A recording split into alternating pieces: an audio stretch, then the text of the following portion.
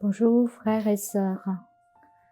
Le déconfinement a commencé à peu près un mois et puis en mois de juin, nous commençons aussi un nouveau thème. Le thème pour ce mois-ci est porter du fruit en abondance. Aujourd'hui, je choisis le passage biblique est en l'évangile de Jean, chapitre 15, versets 1 à 11. Dans ce passage, Jésus a utilisé une illustration pour donner une leçon spirituelle à ses disciples. Cette leçon se passait juste après le repas que Jésus a eu avec ses disciples avant le Pâques.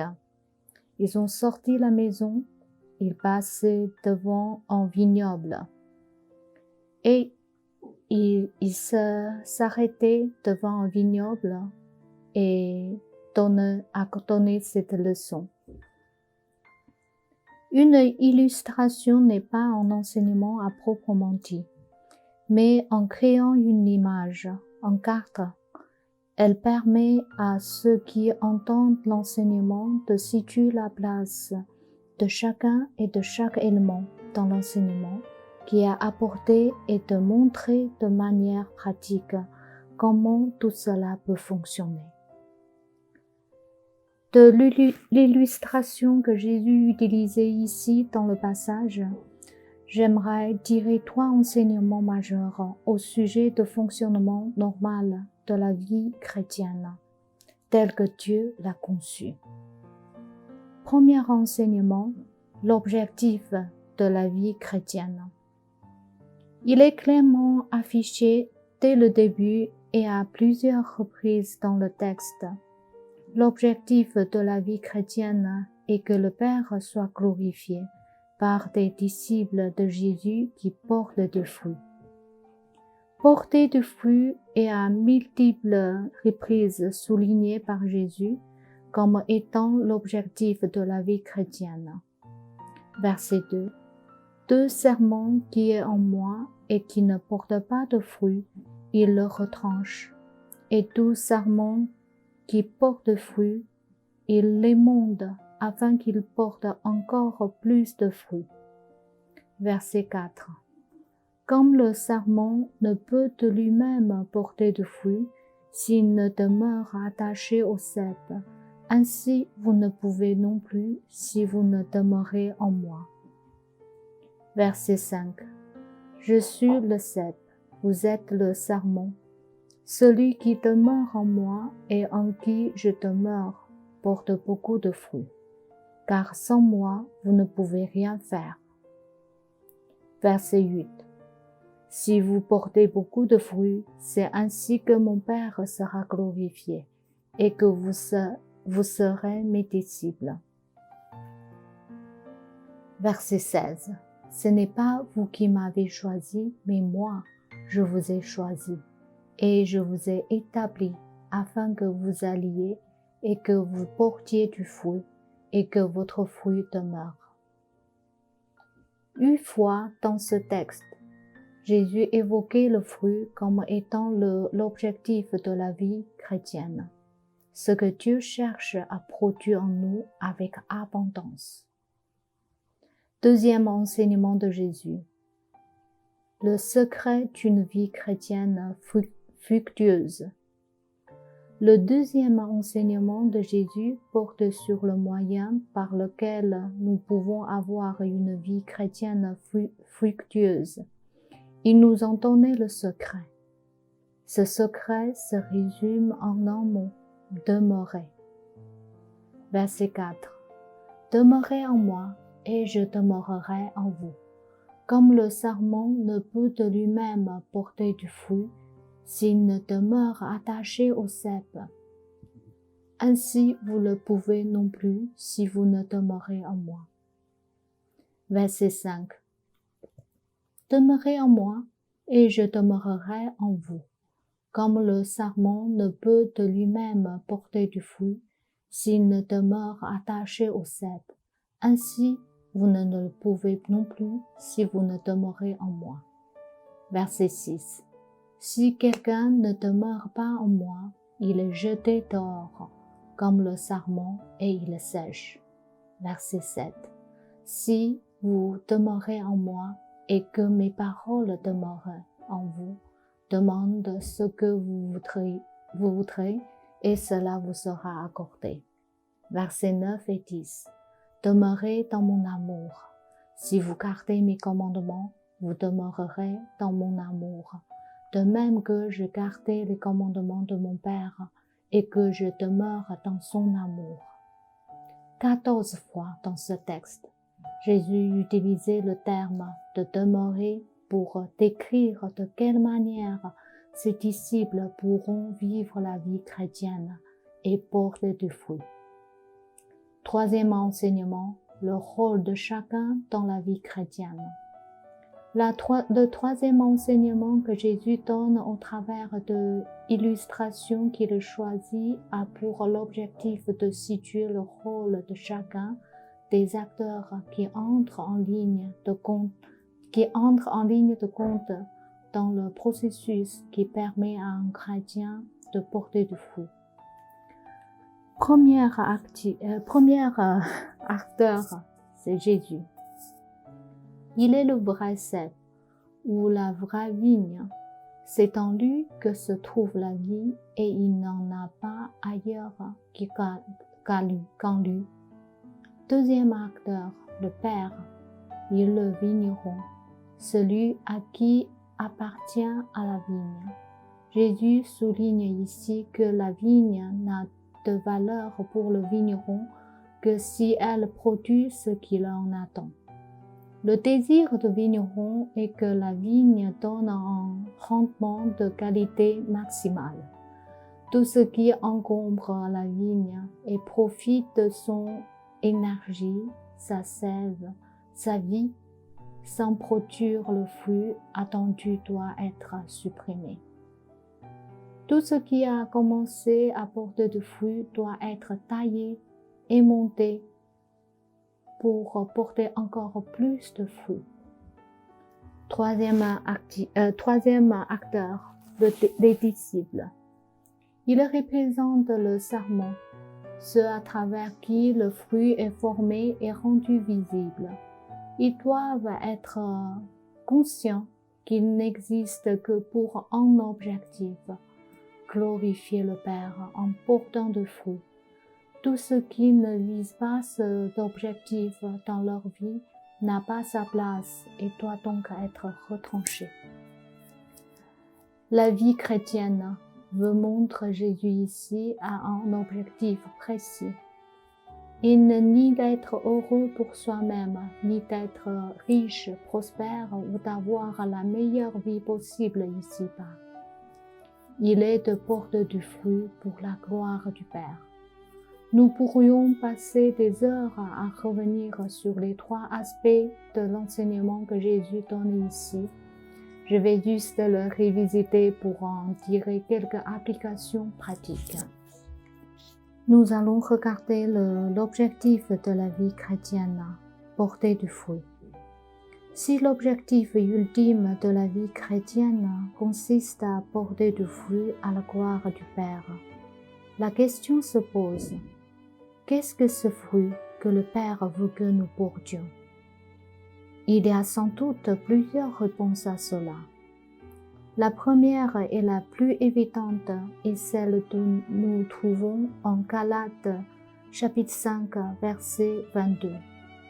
Le fruit de l'esprit, c'est l'amour, la joie, la paix, la patience, la bonté, la bienveillance, la fidélité, la douceur, la maîtrise de soi. Le fruit de l'esprit, pourrions-nous dire en premier, c'est un caractère qui s'approche de près de celui de Jésus.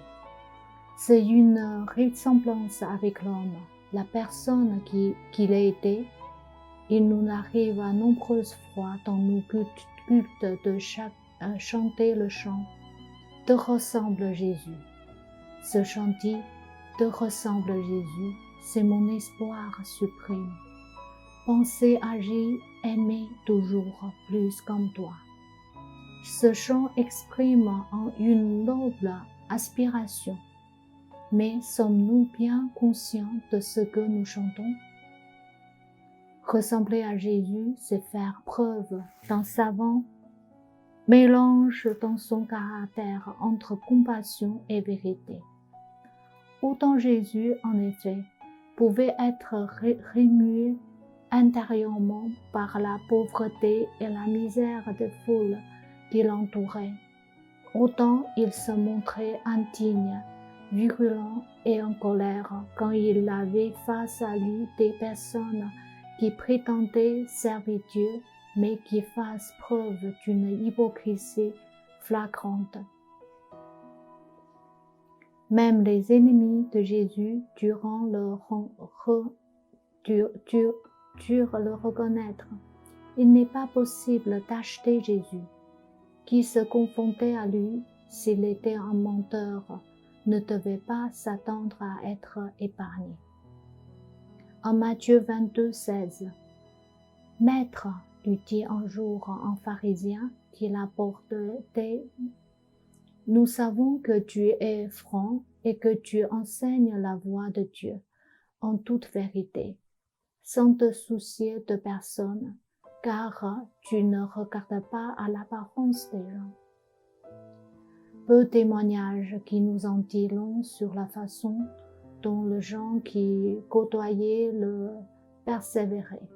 Certes, Jésus était dans tous ses actes la manifestation de la grâce et de la bonté gratitude de Dieu, mais il était aussi l'expression parfaite de la vérité.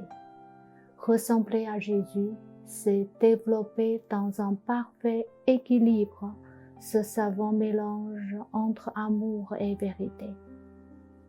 Pas l'amour seulement, car l'amour sans la vérité se transforme vite en faiblesse coupable, voire en lâcheté. Pas vérité seulement, car la vérité sans l'amour se transforme vite en dureté. En Jean 1, 17, par Moïse, nous dit Jean, dans le début de son évangile, la loi nous a été donnée, mais par Jésus, la grâce et la vérité sont venues. Nous sommes souvent bien d'accord que par Jésus soit venue la grâce de Dieu. Nous en parlons beaucoup et nous la célébrons, parce que nous savons que sans la grâce, aucune relation n'aurait été possible pour nous avec Dieu. C'est par la grâce de Dieu seul que nous sommes sauvés, dit Paul, par le moyen de la foi. Mais sommes-nous aussi d'accord avec le deuxième volet de l'apport qui fut celui de Jésus dans le monde, le volet de la vérité? Jésus, en tant que vérité, a-t-il de la place dans notre communauté? Ou ne voulons-nous que Jésus amour, qui continue à pardonner nos péchés et à nous manifester sa grâce? Porter du fruit en tant que disciple, c'est grandir à la fois dans l'amour et la vérité, la droiture du cœur, l'honnêteté face à Dieu et aux autres. Il y aurait encore beaucoup à dire sur le développement d'un caractère à la ressemblance de Jésus. Des livres entiers ont été écrits sur le sujet. Retenons simplement pour nous-mêmes ce matin ces deux aspects d'une vie qui porte de fruits. Le fruit que le Père veut que nous portions est un caractère à la ressemblance de Jésus. Mais ce n'est pas que cela, c'est aussi le royaume, car vers extérieur la nature nouvelle que nous avons reçue de lui au jour où il nous a fait naître de nouveau. Mais maintenant, en temps affranchi du péché et devenu esclave de Dieu, vous avez pour fruit la sainteté et pour fin la vie éternelle. Romains 6, 22. Le fruit de la lumière consiste en toutes sortes de bonté, de justice, et de vérité. Éphésiens 5:9. Je prie que vous soyez remplis de fruits de justice qui est par Jésus-Christ, à la gloire et à la louange de Dieu. Philippiens 1:11. Par lui, offrons sans cesse à Dieu un sacrifice de louange, c'est-à-dire le fruit de lèvres qui confesse son nom. Hébreux 13:15. Prenez garde à vous-même, afin que vous ne perdiez pas le fruit de votre travail, mais que vous receviez une pleine récompense. 2 Jean 1:8. Ensuite, nous regardons ensemble le secret d'une vie fructueuse. Demeurer. Après l'objectif, l'essentiel de l'enseignement que donne ici Jésus porte sur le moyen d'atteindre cet objectif. Ce moyen, je le dis, se résumait en un seul mot que Jésus répète 14 fois. Demeurer. Demeure résume, selon Jésus, le secret qui rend possible pour chaque disciple le fait de porter du fruit à la gloire de Dieu le Père. L'illustration du cep et du sarment ayant été choisie par Jésus pour expliquer ce que signifie le fait de demeurer en lui pour porter du fruit, que pouvons-nous en apprendre? Première chose, le fait de demeurer en Christ pour porter du fruit n'est pas une option, mais une exigence et un impératif. À plusieurs reprises et de différentes manières, Jésus redira la même vérité. Verset 4. Demeurez en moi et je demeurerai en vous. Comme le sarment ne peut de lui-même porter du fruit s'il ne demeure attaché au cep, ainsi vous ne le pouvez non plus si vous ne demeurez en moi. Verset 5. Sans moi, vous ne pouvez rien faire. Celui qui demeure en moi et en qui je demeure porte beaucoup de fruits, car sans moi, vous ne pouvez rien faire. Jésus est ici absolument catégorique. Coupé, séparé de lui, il est impossible à quiconque de pouvoir développer une nature, une conduite ou un caractère qui honore Dieu. C'est de leur communion avec Jésus que les chrétiens peuvent développer une vie qui soit à la gloire de Dieu. Séparés de Jésus, ils ne sont pas différents des autres hommes. Apôtre Paul dira la même vérité avec autres mots. Romains 8, verset 7.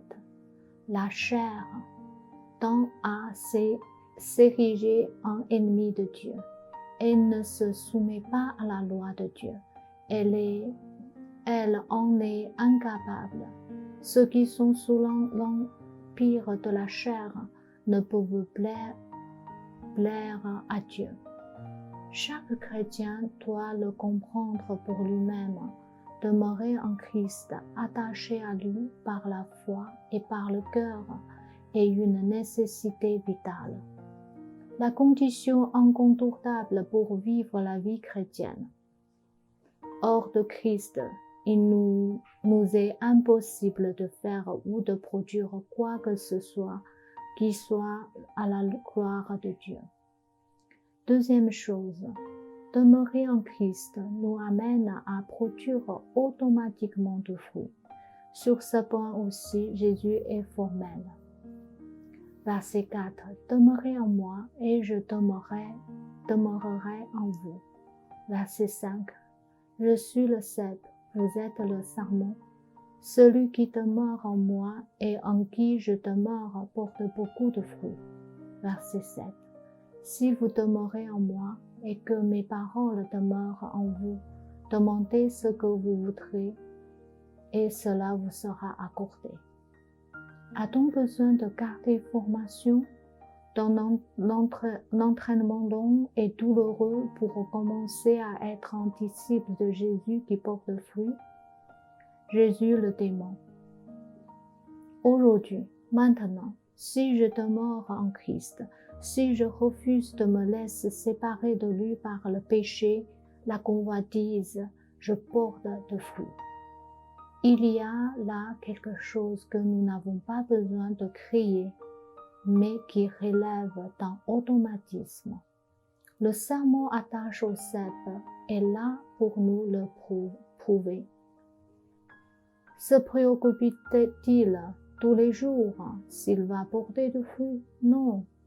Une seule chose importante pour lui, qu'il reste fixé, attaché à chaque instant au cep. En effet, il n'est pas en son pouvoir de produire le fruit. Seule la sève de vie qui est dans le cep peut le faire. Lui, tout ce qu'il doit faire, c'est veiller à lui rester uni, attaché. Le reste se fera de lui-même. Troisième chose, comment demeurer en Christ? Jésus y répondra là aussi d'une seule manière. Versets 9 et 10. Comme le Père m'a aimé, je vous ai aussi aimé. Demeurez dans mon amour. Si vous gardez mes commandements, vous demeurerez dans mon amour. De même que je gardais les commandements de mon Père et que je demeure dans son amour. Pour demeurer en lui, Jésus donnait à ses disciples la même recette qu'il a donnée au chapitre précédent lorsqu'il s'agissait de lui prouver notre amour. Gardez ses commandements, restez dans une vie d'obéissance. Remarquons ici que Jésus est attaché au fait de garder sa parole, non seulement le fait que c'est pas par là que l'on portera du fruit, mais encore que c'est de cette manière que nos prières seront exaucées. Jean 15, verset 7. Si vous demeurerez en moi, et que mes paroles demeurent en vous, demande ce que vous voudriez, et cela vous sera accordé. Le principe est facile à comprendre. Si mon cœur est accordé à Dieu, alors mes prières le seront aussi. Et si mes prières seront accordées à Dieu, il peut le exaucer. Par contre, à l'inverse, Proverbe 28, verset 9 est explicite. Si quelqu'un détourne l'oreille pour ne pas écouter la loi, sa prière même est une abomination. Il est inutile d'adresser à Dieu de belles prières si sur un point ou un autre de notre vie, on n'a pas l'intention de lui obéir. Non seulement notre prière est hypocrite, mais elle est une abomination. C'est comme présenter à Dieu du fumier sur lequel on aurait mis du parfum. Qui d'entre nous se réjouirait d'une telle offrande? Quatrième chose, le rôle des épreuves. Il se peut que malgré le fait que nous ayons commencé à porter du fruit, le maître de la vigne, le Père, ne soit pas satisfait des résultats produits. Il estime que le fruit est insuffisant, qu'il n'est pas à la hauteur de la qualité attendue. Aussi utilise-t-il à l'égard de sa vigne un processus douloureux, mais fructueux, la taille ou l'émontage. Le but de la taille ou de l'émontage est simple. Il s'agit pour le vigneron d'ôter du sarment toutes les tiges qui accaparent inutilement son énergie, la détourner du but pour lequel elle était donnée. C'est là le sens et le rôle premier de l'épreuve par lesquelles passaient les chrétiens. Par les montages, Dieu procède dans la vie du chrétien à une amputation.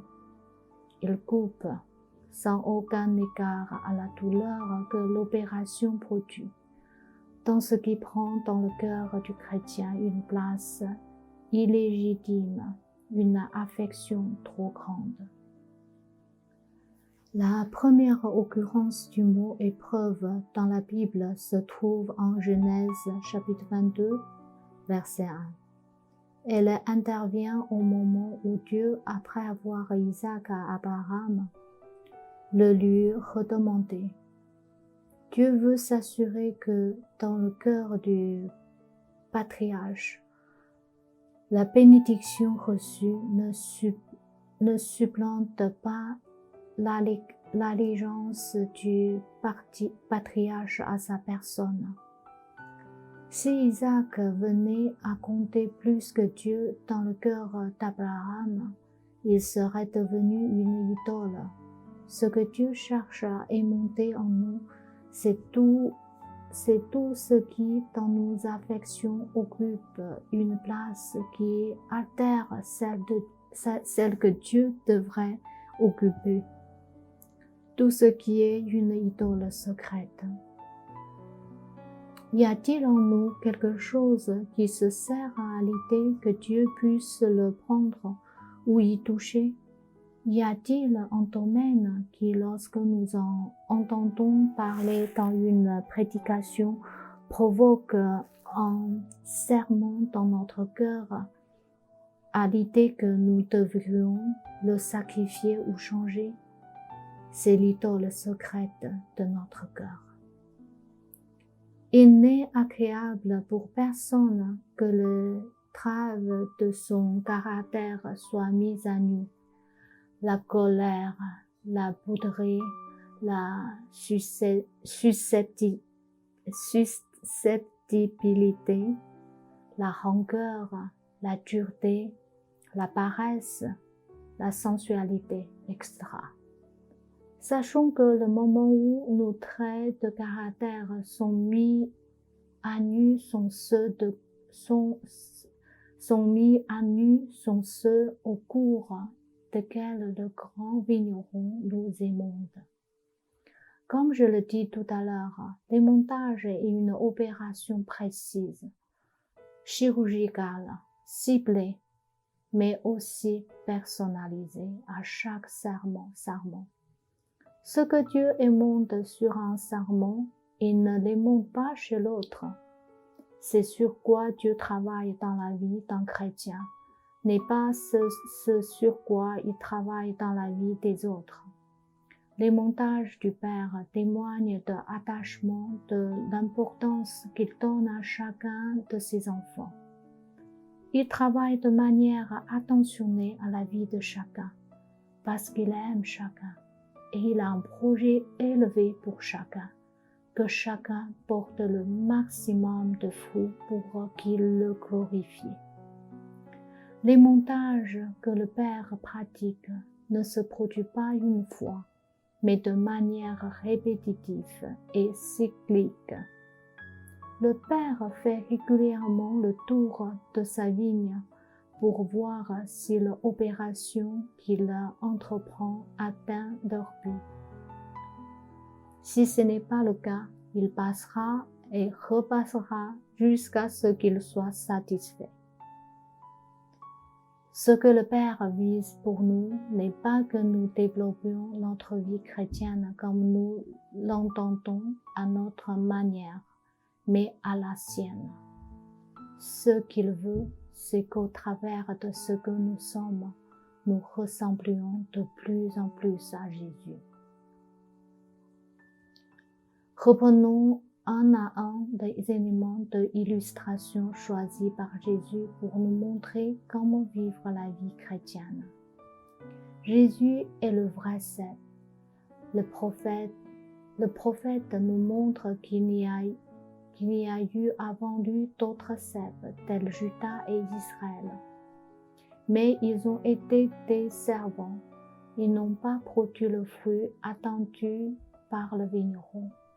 Jésus est le seul qui possède en lui la qualité de vie qui plaît à Dieu.